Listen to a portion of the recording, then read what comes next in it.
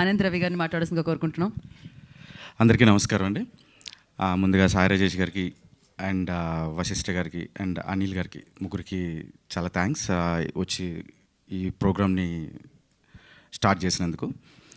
And ఫిల్మ్కి Gupta గారికి first thanks చెప్పాలి. ఎందుకంటే నెపోలియన్ తర్వాత ఆయన వెస్ట్రన్ ఫుడ్ అండ్ పాప్కార్న్ తీశారు, నేను ఇండియన్ ఫుడ్ అండ్ కొరమేన్ తీశా. ఫుడ్ బిజినెస్ వర్కౌట్ కాదని ఇద్దరం కలిసి ఇప్పుడు నెపోలియన్ రిటర్న్స్కి వచ్చాము. అండ్ నా సిచ్యువేషన్లో చెప్పాలంటే ఒక చిన్న కథ ఉందండి. పరమానంద శిష్యుల కథ ఒకటి ఉంటుంది. ఒక ఇద్దరు కలిసి గారెలు తింటుంటే మూడోవాడు వచ్చి ఆకలేస్తుంది అంటే సరేనో ఒక గారిస్తారు. ఆకలి తీరిందా అంటే తీరలేదంటాడు. రెండో గారిస్తాడు, తీరిందా తీరలేదు.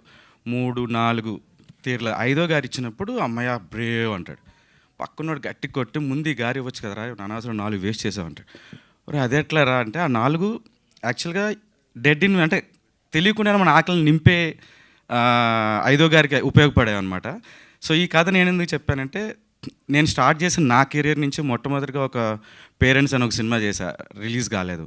తర్వాత ప్రతినిధి అని ఒక సినిమా చేశాను, దానికి కొన్ని కమిట్మెంట్స్ వల్ల డైరెక్టర్గా లేను.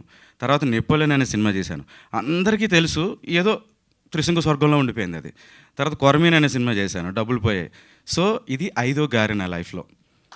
So that's what I felt. So నా ఆకలి తీర్చి నన్ను మళ్ళీ బెటర్గా ఉంచుతుంది ఇండస్ట్రీలో. ఎందుకంటే అందరం వెతికేది సక్సెస్ కోసమే, దానికోసం ఇక్కడికి వస్తాం. ఇండస్ట్రీలో అందరికీ పేర్లు తెలుస్తాయి, కానీ సక్సెస్ అనేది వేరే లెవెల్లో తీసుకెళ్తుంది.